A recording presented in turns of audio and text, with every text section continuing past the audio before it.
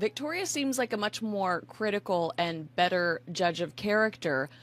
At what point do you think Victoria saw the Sussexes as a liability to the Beckham brand? Well, I think it's mixed. I think that once she saw Meghan when she came to London. Once hailed as the future of the monarchy, Meghan Markle and Prince Harry now find themselves isolated, mocked, and losing the very power they once had. Today, we dive deep into how Tom Bower exposes their biggest mistakes and why they are truly victims of their own stupidity. In 2016, 2018, and she reached out to Victoria to get freebies. Victoria was happy to see her clothes on Meghan. Very good-looking woman, a duchess.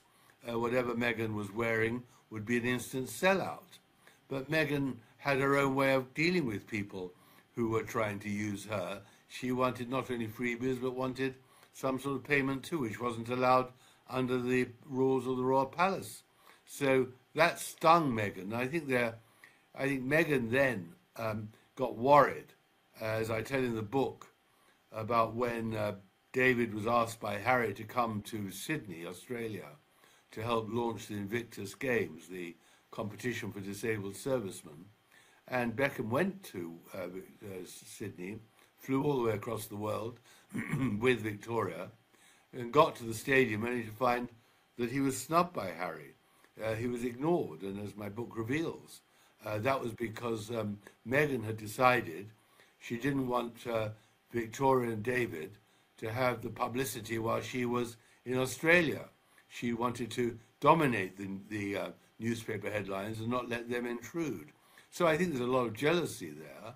And Meghan, in the end, was very ungrateful because she had been using the Beckham's home in Los Angeles, I think it's Beverly Hills somewhere, when she did her private trips to LA to see her mother and see some friends there. And she never publicly acknowledged that debt. So it's a very tumultuous relationship. Both wanted something from each other, and it seemed to have become a one-way street at one time.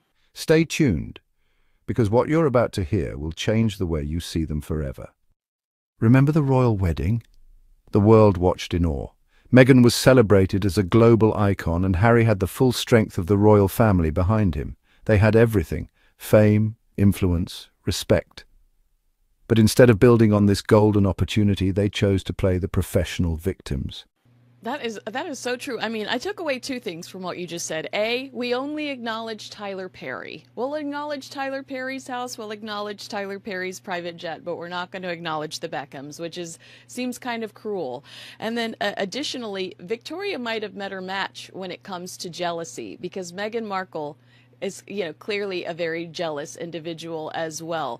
The Beckhams are so strategic and controlling when it comes to media attention. What could the Sussexes learn from the Beckhams when it comes to how they manage to manipulate the media? Well, I think that the Sussex have tried to manipulate the media.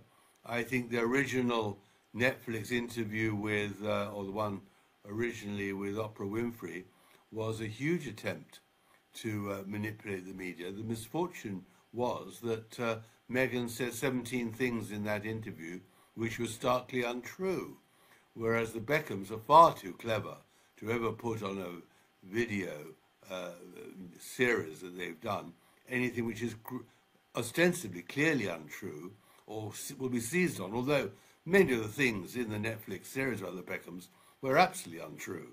But they got away with it. I mean, I list them in the book.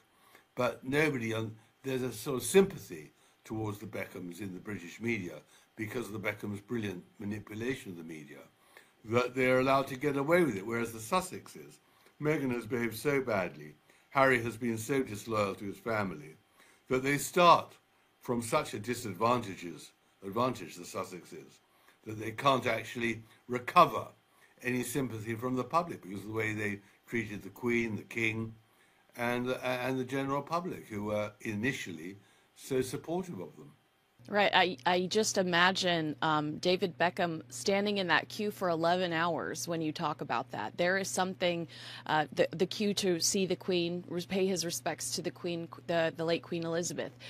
There is something that is so much more authentic and sincere about David Beckham, and he seems to know when to lean into stories that Prince Harry is just oblivious to.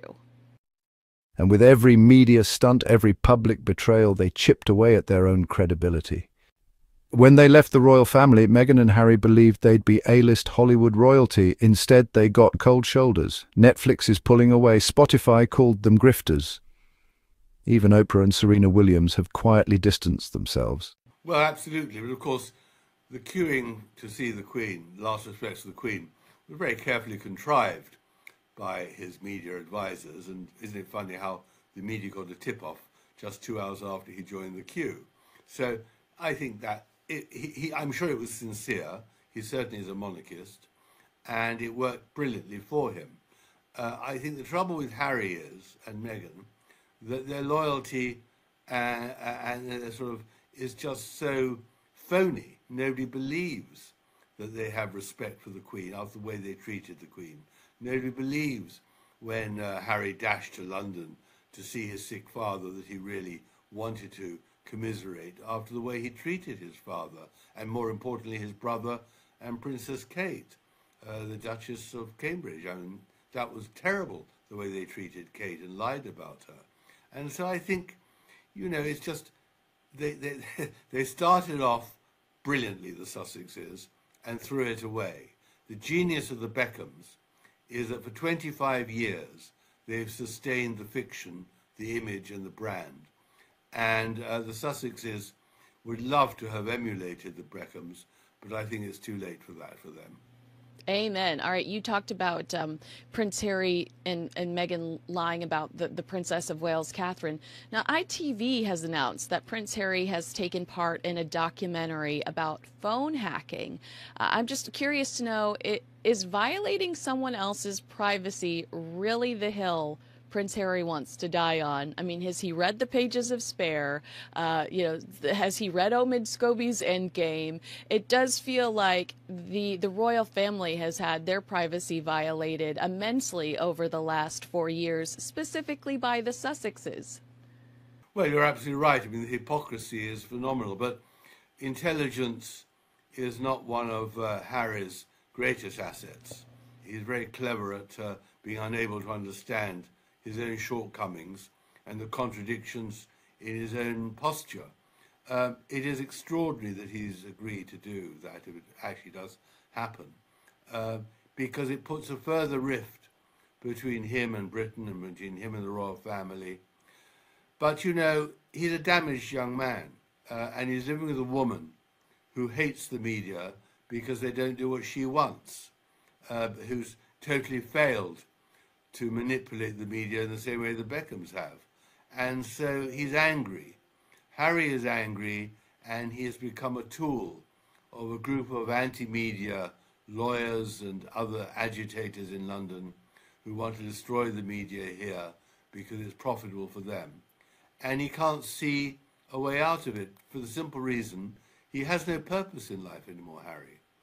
He had a purpose when he lived in London and was a member of the royal family. But there he is on the West Coast. He can go paddling, he can sit in his garden and smoke. But what else has he got to do? So the chance of attacking the media, which has not bought his ridiculous fictions, both in his own book and in Omar Scobie's book, appeals to him. It gives him some purpose in life. You know, it all boils down to his complete misunderstanding of his mother's relationship with the media. His ridiculous assertions and allegations that it was the media that murdered his mother, which is completely ridiculous. His mother manipulated the media as well as the Beckhams do, probably even better, and played with the media. But he doesn't understand that because he just doesn't have the intelligence to understand so much in his own life. In Hollywood, authenticity is everything, and Meghan and Harry's victim narrative wore thin fast. Nobody wants to deal with the endless drama. They wanted the perks of fame without doing the hard work. Tom Bauer said it best. Meghan and Harry are victims of their own stupidity. They had every advantage, every opportunity, but through arrogance, jealousy, and self-pity, they burned every bridge, from the royal family to Hollywood royalty. Their story is a masterclass in how quickly you can fall when you believe your own hype, the sad truth. Yeah, and I think a lot of it boils down to that anger, so he's stuck in a place. Do you think that Prince Harry and Meghan Markle regret the way that they treated the Beckhams? Do you think that they look at what's taken place and think, oh, it would be nice to have them on our side? Yes, I do think that, and I think that they made a terrible mistake. But that is the nature of the Sussexes. They are victims of their own stupidity and follies.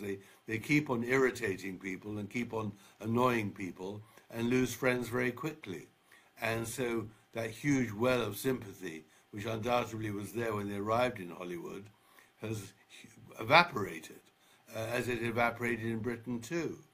I mean, the Beckhams are a brilliant lesson in how to create and sustain a brand and how to bury the reality and create fiction and image until my book comes along and shows the truth. Would you ever consider a book about the Kardashians? Because they're the only other entity that I can think of that has done such a strong job of building a brand not based on reality and, just shamelessly pushing through, despite us knowing that things aren't always perfect. They just continue to push out the Hulu content. It is an amazing story, the Kardashians. You're right. I might. It's not a bad idea. It's a good idea. They are phenomenal. They are the trailblazers of creating genius from nothing, the genius of creating brilliance from just an image and manipulating of the media. And there's no doubt there's in my book a lunch between Victoria and Kim Kardashian somewhere in LA, where clearly Victoria is asking for advice on what to do and gets it and ups her game as a result of it. Oh, well, and now I've got to have that lunch. That sounds like a good lunch to have. It didn't have to be this way. What do you think? Is there any way back for Meghan and Harry, or is the damage done? Drop your thoughts in the comments below, and if you want more inside stories and no-holds-barred analysis, make sure to like this video, subscribe, and turn on notifications so you never miss a drop. Thanks for watching, and see you in the next one.